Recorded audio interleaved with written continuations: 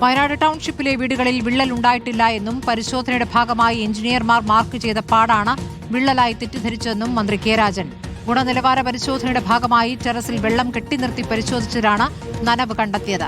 അല്ലാതെ ഏതെങ്കിലും മഴയിൽ ചോർന്നൊലിച്ചതല്ല എന്നും മന്ത്രി വിശദീകരിക്കുന്നു.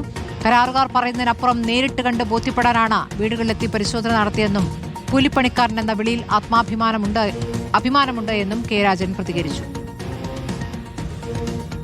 ഇവിടെ വാട്ടർ ബോണ്ടിംഗ് ടെസ്റ്റ് നടത്തിയപ്പോൾ 2 വീടുകൾക്ക് വെള്ളം കിനിഞ്ഞു പോകുന്നതായി കണ്ടു. എഞ്ചിനീയർമാർ തന്നെ പെന്നുകൊണ്ട് ഒരു മാർക്ക് നടത്തുകയുണ്ടായിട്ടുള്ളത്. എഞ്ചിനീയർമാർ പറഞ്ഞത് ശരിയാണോ എന്ന കാര്യം നേരിട്ട് ബോധ്യപ്പെടാൻ ബാക്കിയുള്ള ആളുകളെ അറിയിക്കാനും വേണ്ടിയാണ് അങ്ങനെ ഒരു സംവിധാനം ഉണ്ടാക്കിയത്.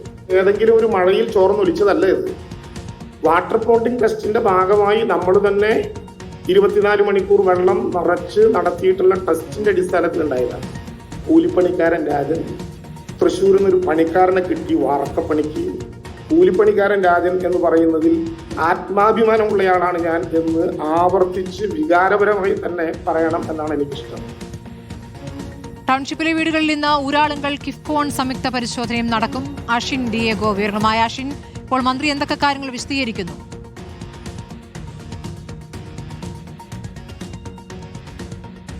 സ്മൃതി, വിള്ളൽ വിവാദത്തിൽ കൂടുതൽ വ്യക്തത വരുത്തിയിരിക്കുകയാണ് മന്ത്രി കെ രാജൻ എന്നുള്ളതാണ്. ഇത്തരത്തിൽ ഈ വിള്ളലുകൾ സംഭവിച്ചു എന്ന തരത്തിൽ മാധ്യമങ്ങളിലും സമൂഹ മാധ്യമങ്ങളിലുമൊക്കെ വലിയ തരത്തിൽ ദൃശ്യങ്ങൾ പ്രചരിച്ചിരുന്നു. അങ്ങനെ എഞ്ചിനീയർമാരോട് സംസാരിച്ചു. എഞ്ചിനീയർമാർ തനിക്ക് നൽകിയ മറുപടി ഇതാണ്. അതായത് വാട്ടർ ബോണ്ടിംഗ് ടെസ്റ്റിംഗ് നടത്തിയിരുന്നു. ഇതിൽ 2 വീടുകളിൽ ഇത്തരത്തിൽ ഈ കാലാവസ്ഥാ വ്യതിയാനം മൂലമുണ്ടാകുന്ന ശൃംഗേജ് കണ്ടെത്തിയിട്ടുണ്ട്. ആ ഭാഗങ്ങൾ പേനയും അതുപോലെ തന്നെ പെൻസിലും ഉപയോഗിച്ച് അടയാളപ്പെടുത്തിയിട്ടുണ്ട്.